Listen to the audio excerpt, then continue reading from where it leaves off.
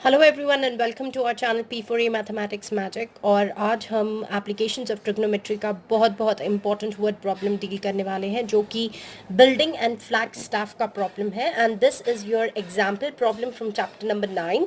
और ये problem example है, आपका रेगुलर एक्सरसाइज का प्रॉब्लम नहीं है, मगर एग्जाम पॉइंट ऑफ व्यू के लिए बहुत बहुत इंपॉर्टेंट है। बिकॉज CBSE में आप लोगों को पता होना चाहिए, CBSE ICSE इन सभी में एग्जाम्पल प्रॉब्लम्स जो है इन्हें ज़्यादा इंपॉर्टेंस दी जाती है। And on the regular basis जो स्कूल में टीच किए जाते हैं वो प्रॉब्लम्स आपके रीडर से ही डील करते हैं, एक्सरसाइज से डील करते हैं। मगर बहुत कम टाइम मिलता है या बहुत कम टीचर्स होते हैं जो आपके एग्जाम्पल्स की तरफ भी फोकस लेकर जाते हैं। तो हम सभी इंपॉर्टेंट प्रॉब्लम्स को इकट्ठा कर रहे हैं, स्कैन कर रहे हैं और आप तक पहुंचा रहे हैं कि आपका एक सिंगल तो दूर की बात, आधा मार्क या क्वार्टर मार्क भी एग्जाम में ना जा पाए। तो चलिए गाइस, देखते हैं कि हमें इस पर्टिकुलर एग्जाम्पल प्रॉब्लम को कैसे सॉल्व करना है, समझते हैं इसका सोल्यूशन। तो यहाँ पर है कि from a point P on the ground the angle of elevation of the top of a 10 metre tall building is 30 degree and a flag is hoisted at the top of the building and the angle of elevation of the top of the flag staff from the point P is 45 degree. Find the length of the flag staff and the distance of the building from P. तो अब इस particular question को मैं पहले हिंदी में समझा देती हूँ। तो आप लोग जैसे स्क्रीन पर देख सकते हैं, मैंने यहाँ पर एक पिक्टोरियल रिप्रेजेंटेशन इसकी दी है। तो यहाँ पर हमारे पास एक बिल्डिंग है गाइस, ओके। और ये जो बिल्डिंग की हाइट है ये 10 मीटर्स की हाइट है। और इसी बिल्डिंग के ऊपर आप देख सकते हो एक फ्लैग स्टाफ है। फ्लैग स्टाफ मतलब झंडे को फहराया गया है बिल्डिंग के ऊपर, ओके। ये जो पोल दिख रहा है आपको, तो ये फ्लैग स्टाफ है। अब जब एक पर्टिकुलर पॉइंट P कंसिडर किया जाता है और ऑब्जर्वर यहाँ पर होता है, यहाँ पर ऑब्जर्वर की कोई हाइट नहीं दी गई है, निगलेक्ट किया गया है ऑब्जर्वर की हाइट को। तो यहाँ से देखा जब जा रहा है तो पॉइंट P से जब बिल्डिंग के टॉप को देख रहे हैं, just follow my finger over here. तो जब P से हम लोग बिल्डिंग के टॉप को देख रहे हैं तो एंगल ऑफ एलिवेशन जो बनकर आ रहा है वो ये फर्स्ट वाला है 30 डिग्री। और फिर जब इसी पॉइंट से फ्लैग स्टाफ के एकदम टॉप को देखा जा रहा है, फ्लैग स्टाफ के एकदम टॉप को देखा जा रहा है, तब ऑब्वियसली आपका जो हेड है वो और ज़्यादा एलिवेट होगा, नेक और ज़्यादा एलिवेट होगा। तो एंगल जो है वो 30 डिग्री से बढ़कर 45 डिग्री बन जाएगा। तो ये कुछ हमारा फिगर है। अब इसी को मैंने प्रॉपर राइट एंगल ट्रायंगल में इसे रेप्लिकेट किया है, यहाँ पर सिमिलर फिगर इसका ड्रॉ किया, काफ़ी सिंपल है। तो आप देख सकते हो कि ये जो नीचे वाला ट्रायंगल है ये मेरा बिल्डिंग के एलिवेशन को डिपेक्ट कर रहा है। अगर आप if at all I hide this much part तो आप देख सकते हो यहाँ पर ये वाला जो ट्रायंगल है वही ट्रायंगल यहाँ पर भी है नीचे की तरफ, बिल्कुल सिमिलर ट्रायंगल। तो ये मेरे बिल्डिंग को डिपेक्ट कर रहा है। और जब आप देखते हो कि मैं ऊपर वाले को डिपेक्ट करती हूँ, फ्लैग स्टाफ वाले ट्रायंगल को डिपेक्ट करती हूँ, तो यहाँ पर आप देख सकोगे if I hide these two triangles again look similar.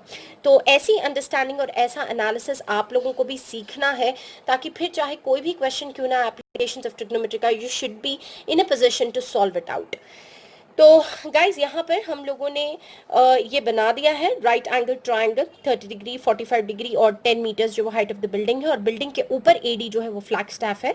और मैंने यहाँ पर पूरे जो डिस्क्रिप्शन है वो भी लिख दिए हैं क्लियरली कि AB जो है वो आपकी बिल्डिंग है जिसकी हाइट 10 मीटर्स है, AD जो है वो आपका फ्लैग स्टाफ है, उसे हमने 22 मीटर्स अज्यूम किया है। आप H भी ले सकते हो, कोई भी वेरिएबल यूज़ कर सकते हो। और जो PB है it is nothing but distance of the building, ये जो बिल्डिंग का जो बेस है उसका डिस्टेंस फ्रॉम पॉइंट P जो है वो हमने x मीटर्स ले लिया। और हमें जो ढूंढना है क्वेश्चन में वो यही दो चीज़ें हैं। एक है हमें ये x ढूंढना है, मैंने यहाँ पर क्वेश्चन मार्क डाला है, और ये फ्लैग स्टाफ की हाइट ढूंढना है, वो भी क्वेश्चन मार्क है। तो मतलब we have to find out x and y।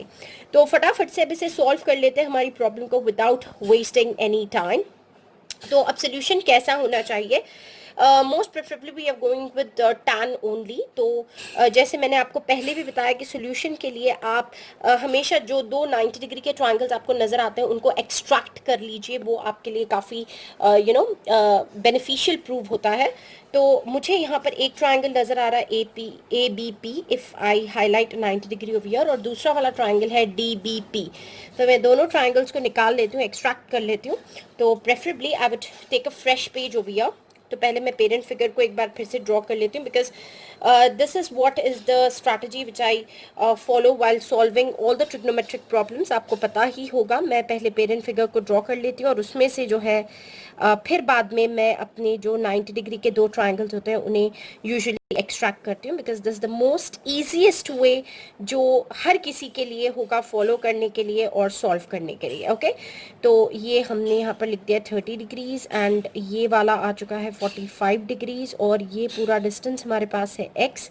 We have taken this to be nothing but your y और ये आपके पास हो चुका है 10. तो अब हमें करना क्या है, हम फटाफट से दोनों ट्राइंगल्स को इसमें से निकाल लेते हैं, एक्सट्रैक्ट कर लेते हैं. तो आप लोग देख सकते हो मैं पहले ये नीचे वाला छोटा वाला ट्राइंगल एक्सट्रैक्ट कर रही हूँ. आप कोई भी एक्सट्रैक्ट कर सकते हो, कोई हार्ड एंड फास्ट रूल नहीं है पहले इसकी बारी आएगी या दूसरी इसकी बारी आएगी, ऐसा कुछ भी नहीं है गाइस. तो मैंने पहले बिल्डिंग वाले को एक्सट्रैक्ट कर लिया है और फिर उसके बाद ये पूरा बड़ा वाला ट्राइंगल भी 90 डिग्री का है, जैसे कि आप लोग स्क्रीन पर देख सकते हो. तो ये मैंने पूरा बड़ा वाला ट्राइंगल एक्सट्रैक्ट कर दिया और फिर मैं इसमें ये बीच वाली डिमार्केशन नहीं बताऊंगी. तो मैंने सिर्फ ले लिया है डी, फिर उसके बाद मैंने ले लिया बी और फिर मैंने ले लिया पी और यहाँ पर एंगल ऑफ एलिवेशन जो है वो 45 डिग्रीज का है और जो बेस है यहाँ पर भी वो आपको x ही कंसिडर करना है. और जो हाइट है ना, अब बी केयरफुल क्योंकि हमने बी डी ली है, तो हाइट जो है वो यहाँ पर 10 प्लस y हो जाएगी और यहाँ पर आपके पास ये वाले मेजरमेंट्स हैं. तो अब फटाफट से मैं ये वाले ट्राइंगल पे आ जाती हूँ और इसे सॉल्व कर लेती हूँ कि भाई in triangle I have to just give the name as A B P और मैं लगाती हूँ यहाँ पर tan 30 और tan 30 का फॉर्मूला होता है ऑपोजिट बाय एडजेसेंट या फिर परपेंडिकुलर बाय बेस. तो ऑपोजिट जो है 30 के एकदम सामने जो ऑपोजिट है वो आपके 10 हो गई है और जो आपका बेस है जिसे आप एडजेसेंट कह सकते हो वो x है. तो 10/x हम ले लेते हैं और tan 30 की जो वैल्यू होती है वो 1/√3 है इज इक्वल टू 10/x. अब करना क्या है, फटाफट से क्रॉस मल्टीप्लाई करना है. तो x is equal to 10 into √3. तो आप देख सकते हो बहुत इजीली हमें पहला वाला रिलेशन मिल गया, x इज इक्वल टू 10√3, यानी कि जो डिस्टेंस है बिल्डिंग का फ्रॉम द पॉइंट P हमें 10√3 मिल रहा है. तो आप यहाँ पे कंक्लूजन लिख सकते हो, therefore distance of the building और ये है आपका फ्रॉम द पॉइंट P जो है इज इक्वल टू 10√3. अगर क्योंकि एग्जाम्पल प्रॉब्लम में √3 की वैल्यू स्पेसिफाइड है 1.732, तो मैं 10√3 की जगह पर 1.732 से मल्टीप्लाई कर लूँगी. तो अब आप 10 into this is going to give you 17320 and this should be the best way you should follow when you are solving decimals. तो हमने 10 से मल्टीप्लाई किया है, forget that there is a decimal, तो 17320 आ जाता है. एंड में आप क्या करिए यहाँ पर, क्योंकि 1 2 3 प्लेसेस से पहले डेसिमल है तो यहाँ पर भी आप 1 2 3 प्लेसेस से पहले डेसिमल लगा दीजिए. तो this is going to be your answer. फिर उसके बाद हम लोग चलते हैं हमारे सेकेंड सेट की तरफ और यहाँ पर हम लोग फटाफट से अप्लाई कर लेते हैं कि in triangle your D B P, मैं यहाँ पर tan लगा देती हूँ, tan 45 डिग्री. एंड अगेन ये वाली जो साइड है ये ऑपोजिट हो जाएगी दोस्तों और ये वाली जो साइड है ये आपकी एज यूजुअल एडजेसेंट या बेस कुछ भी कह लो. तो ऑपोजिट बाय एडजेसेंट हम इसे फटाफट से लिख लेते हैं. And for your further information ये BD हो जाएगी, बाय योर PB हो जाएगा and which is nothing but 10 + y opposite side है और आपका जो बेस है वो आपके पास x आ रहा है. तो be careful with it. tan 45 की वैल्यू 1 है तो हमें मिलेगा 10 + y divided by your x. फटाफट से कर लेते हैं इसे क्रॉस मल्टीप्लाई. तो x is equal to 10 + y हमें मिल जाएगा. मगर जो x की वैल्यू है आप लोग जानते हो x की वैल्यू 10√3 है या आप 17.32 कुछ भी ले सकते हो यहाँ पर. तो क्योंकि मैंने ऑलरेडी सॉल्व कर लिया है तो मैं x की जगह पर 17.32 को सब्सटीट्यूट कर देती हूँ. एंड देन ये जो 10 है ये आप इधर की तरफ मूव कर लीजिए तो 17.32 माइनस 10 हो जाएगा is equal to nothing but your y. और अब हमें इसे सब्ट्रैक्ट कर देना है. तो फटाफट से आप लोग स्क्रीन पर देख लीजिए मैंने डेसिमल्स को कैसे सब्ट्रैक्ट किया है यहाँ पर. तो अब मुझे जो आंसर मिलने वाला है वो है 7.32 metres is equal to y. तो देयरफॉर हमें लिख देना है कि जो लेंथ है ऑफ द फ्लैग स्टाफ जिसे हमने y ज्यूम किया था, तो length of the flag staff, क्योंकि कंक्लूडिंग स्टेटमेंट्स के मार्क्स होते हैं फ्रेंड्स, तो length of the flag staff जो है वो y है इज इक्वल टू 7.32 मीटर्स. और ये हो चुकी है हमारी एंड ऑफ द वीडियो. बहुत ही आसानी से और बहुत ही आराम से हमने फ्लैग स्टाफ की लेंथ भी ढूंढ ली है और distance of the building from the point P भी हमने फाइंड आउट कर लिया है। तो उम्मीद करती हूँ मेरी सभी वीडियोस की तरह आपके लिए ये वीडियो भी काफ़ी इन्फॉर्मेटिव रहेगी, हेल्पफुल रहेगी, बेनिफिशियल रहेगी। और अगर ऐसा है तो लाइक शेयर और सब्सक्राइब करना ना भूलिए मेरे चैनल को। और चलते हैं अब आपके रिफ्रेशमेंट की तरफ, which is gonna be the joke for today. तो चलिए गाइस। या पबजी में भी कोहिनूर का हीरो होता है सुना है। तनिक कौनू लोग बताएगा कोहिनूर का हीरो कैसन होता है पबजी में।